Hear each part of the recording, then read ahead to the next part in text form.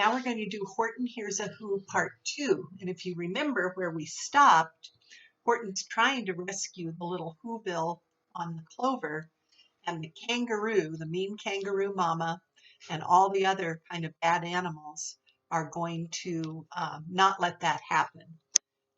They said that the game is over. They're not going to let that happen anymore. And this is how it goes. With the help of the Wickersham brothers and dozens of Wickersham uncles and Wickersham cousins and Wickersham in-laws whose help I've engaged, you're going to be roped and you're going to be caged. And as for your dustback, that we shall boil in a hot steaming kettle of diesel nut oil. Boil it? Gasped Horton. Oh, that you can't do. It's all full of persons. They'll prove it to you. Mr. Mayor, Horton called. Mr. Mayor, you've got to prove now that you really are there. So call a big meeting, get everyone out, make every who holler, make every who shout, make every who scream. If you don't, every who is going to end up in a bezel nut stew. So there's the mean mama kangaroo and her bad monkey friends, and they're getting that oil ready. They're going to cook all the poor little Whovilles. That's not very nice. And here's Horton talking to the little Whoville speck on the clover, begging them to speak up so that other people can hear them too. And down on the dust speck, the scared little mayor quick called a big meeting in Whoville Town Square. And his people cried loudly. They cried out in fear, "We are here! We are here! We are here! We are here!" The elephant smiled. That was clear as a bell. You kangaroos surely heard that very well.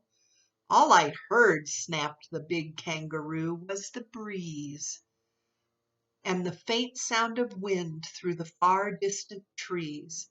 I heard no small voices, and you didn't either.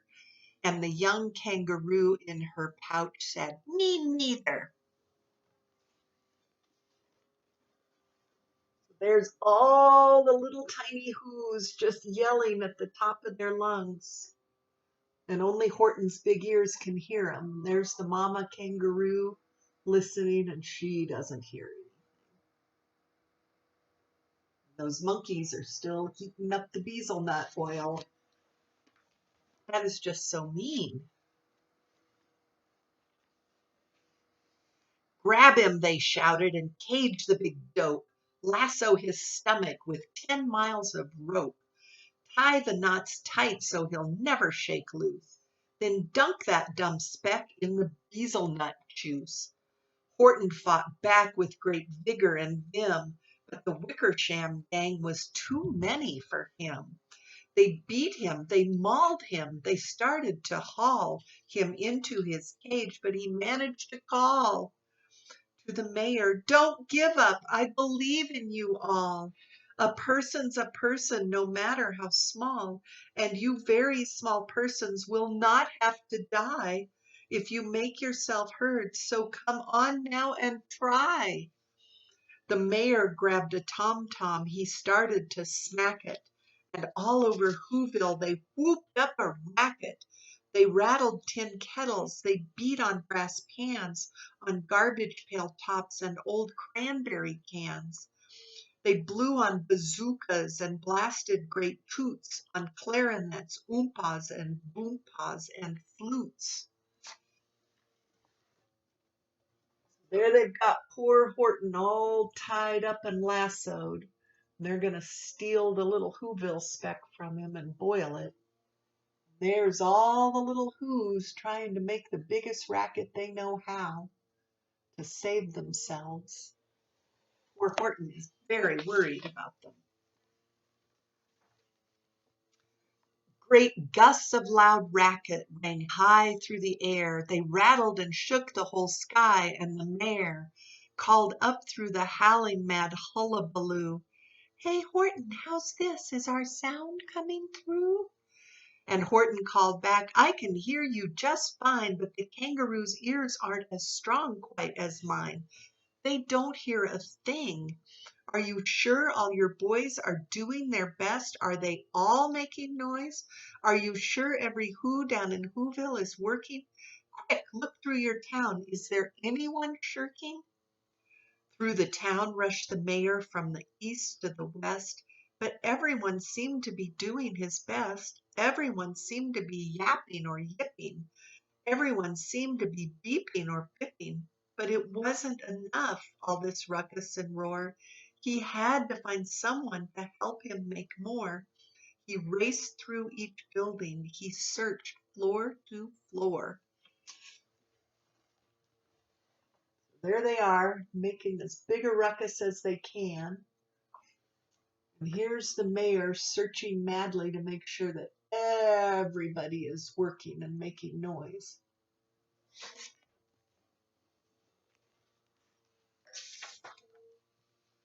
And just as he felt he was getting nowhere and almost about to give up in despair, he suddenly burst through a door, and that mayor discovered one shirker quite hidden away in the Fairfax Apartments, apartment 12J. A very small shirker named Jojo was standing, just standing, and bouncing a yo-yo. Not making a sound, not a yip, not a chirp, and the mayor rushed inside, and he grabbed the young twerp, and he climbed with the lad up the Eiffelberg Tower. "This," cried the mayor, "is your town's darkest hour, the time for all whos who have blood that is red to come to the aid of their country," he said. "We've got to make noises in greater amounts, so open your mouth, lad, for every voice counts."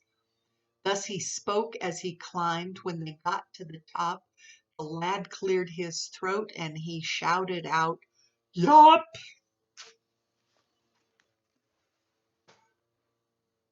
And there he is. He finds the little yo-yo kid, Jojo. And there he is there's Jojo way up on the end, yelling yop, trying to help save Whoville. And that yop, that one small extra yop, put it over. Finally, at last, from that speck on that clover, their voices were heard. They rang out clear and clean, and the elephant smiled. "Do you see what I mean? They've proved they are persons, no matter how small, and their whole world was saved by the smallest of all." "How true, yes, how true," said the big kangaroo. "And from now on, you know what I'm planning to do? From now on, I'm going to protect them with you." And the young kangaroo in her pouch said, "Me too." From the sun in the summer, from rain when it's fallish, I'm going to protect them, no matter how small.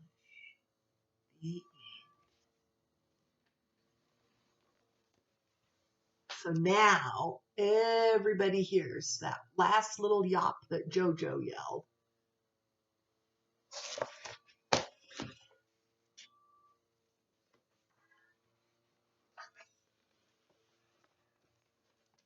And now the mama kangaroo is going to protect. Look, she's got a little umbrella she made.